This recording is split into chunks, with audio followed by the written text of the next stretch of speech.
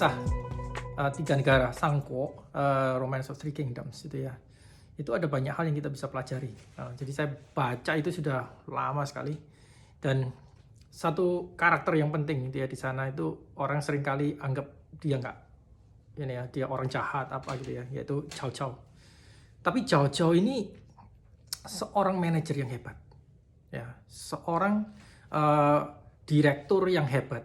Di dalam dia menghargai talenta. Nah ini yang kita mesti ini ya pelajari dari dia, khususnya pada saat kita menjalankan sekolah. Ya, sekolah itu kan perlu manajer yang betul-betul ngerti tentang talenta orang-orang yang bekerja di dalamnya. Nah, khususnya guru. Nah, kita mesti ngerti bahwa di dalam masalah pendidikan, salah satu hal yang paling penting itu adalah guru. Ya, aset kita yang paling utama itu adalah guru. Dalam saya menjalankan sekolah juga begitu. Aset yang paling utama itu adalah guru. Nah, yang kita bisa pelajari dari Cao Cao. Cao Cao itu menghargai talenta. Ya, ketika seorang bekerja sama dia, dan orang ini adalah orang yang memiliki talenta yang hebat, ya, dia tidak segan-segan, tidak sungkan-sungkan memberikan yang dibutuhkan oleh orang ini, yang terbaik.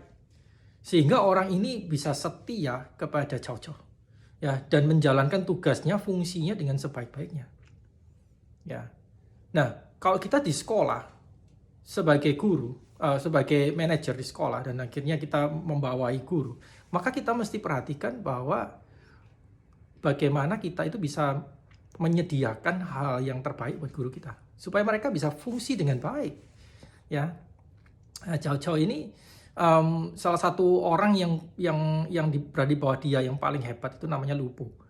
Lu Bu ini tidak bisa dikalahkan dengan sederhana. Bahkan ketika satu kali Lu Bu itu perang dengan Quan Gong, ya, lalu dengan Liu Bei dan Zhang Fei, itu 3 orang hebat di Sanko, di kubu Liu Bei, itu gak bisa mengalahkan Lu Bu. Lu Bu cuma satu orang. Ini menunjukkan betapa hebatnya Lu Bu. Nah, Lu Bu ini kerja dengan Cao Cao. Ya. Nah, aside dari karakter Lu Bu itu bagaimana, yang banyak orang menyadari bahwa Lu Bu juga bukan orang yang terlalu baik, tetapi Cao Cao ini sangat menghargai keahlian dari Lu Bu. Ya, dan menggunakannya dengan sebaik-baiknya. Ya, mengerti strengths and weaknesses. Nah, ini sebetulnya yang kita pelajari di dalam manajemen modern. Kita mesti ngerti strengths and weaknesses dari setiap orang yang bekerja di company atau di institusi di mana kita itu memimpin. Ya, sebagai kepala sekolah, sebagai kepala institusi, kita mesti mengerti tentang hal ini. Perlu ada ada satu attitude seperti Cao Cao ini yang menghargai. Di mana kita itu nanti ketika kita duduk bersama dengan employee kita, dengan guru kita, kita bisa tahu, oh, you have a certain strength here and you have a certain weakness here. Kalau ada kekuatan di sini, kelemahan di sana gitu ya. Nah, kita sebagai manajer itu memikirkan, seperti Cao Cao itu memikirkan, jangan play in the weakness. Ya, jangan push terus supaya orang ini terekspos justru kelemahan dia. Jangan. Justru pakai atau manfaatkan, ya. Bukan dengan istilah manfaatkan yang artinya jelek, tapi yang bagus. Kekuatan dia, expose kekuatan dia. Sehingga dengan kekuatan dia itu, the strength itu akhirnya bisa membangun sekolah dengan lebih baik, pendidikan dengan lebih baik. Nah, kelemahan itu perlu dipikirkan bagaimana kelemahan itu bisa ditingkatkan kebaikannya. Dalam arti kelemahannya bisa dikurangi. Nah, ini yang mesti dipikirkan. Makanya ada professional development. Nah, itu dalam arti kekuatannya ditingkatkan, kelemahannya dikurangi. Nah, ini kemampuan yang perlu disadari, ya. Nah, dalam arti akhirnya kaitannya dengan begini, dengan guru sebagai aset dari sekolah yang utama. Maka perlu penghargaannya yang serius pada guru. Nah, salah satu hal yang bisa membuat guru itu betah ya ngajar di sekolah, yang membuat mereka itu bisa lebih loyal di sekolah. Ini yang dibutuhkan. Kenapa dibutuhkan? Karena sekolah itu perlu stabilitas. Education itu perlu stability. Kalau sampai turnover terlalu tinggi, maka sekolah itu tidak stabil. Karena style di dalam mengajar, ya, proses belajar mengajar itu bergantung sekali kepada style gurunya. Dan perlu adjustment. Kalau ada guru baru yang totally new, maka murid-murid perlu adjust juga. Nah, proses adjustment itu makan waktu. Ya. Jadi begini, supaya guru itu bisa betah, salah satunya adalah beri mereka itu kesempatan-kesempatan untuk bisa mengembangkan diri.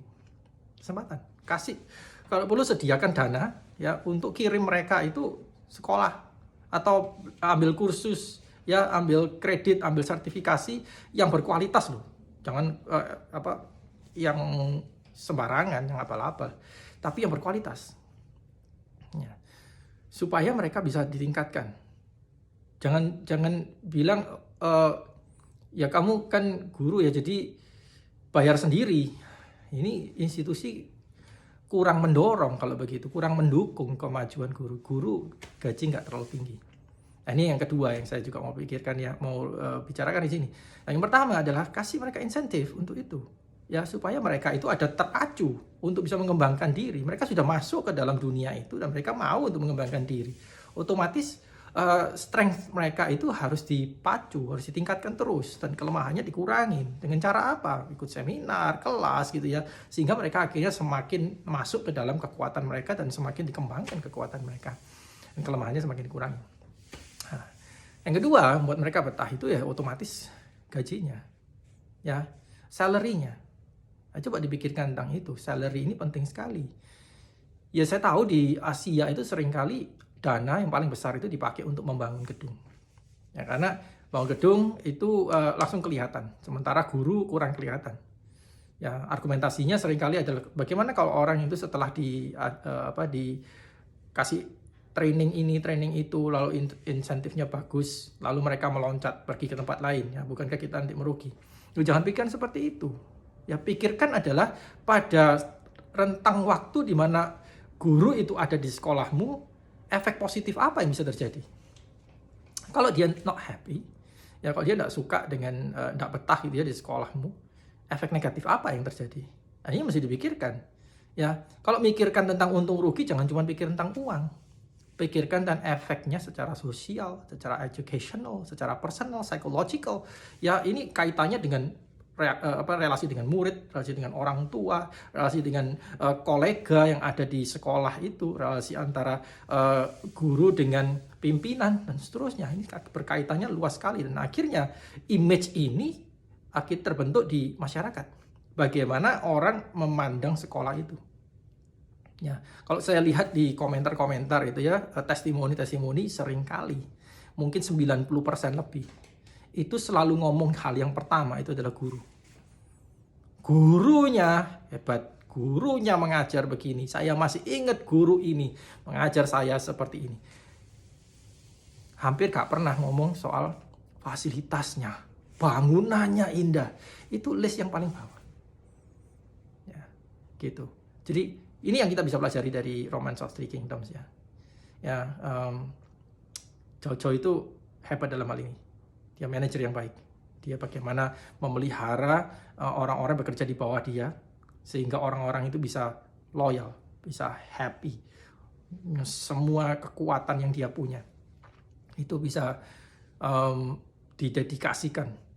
Nah, bagaimana kita bisa belajar dari Cao Cao? Walaupun Cao Cao itu di dalam Romance of Three Kingdoms itu karakternya dianggap kurang baik, ya, jahat, apa gitu ya. Tapi skill dia itu di seluruh kisah itu nggak ada satupun bisa mengalahkan dia untuk skill management dia. Ya, itu Liu Bei nggak bisa. Ya, bahkan juga Yang juga nggak bisa. Tetapi Cao Cao itu hebat sekali dalam hal itu. Nah, saya kira ini kita bisa pelajari. Ya, oke, kita akan ketemu lagi nanti di waktu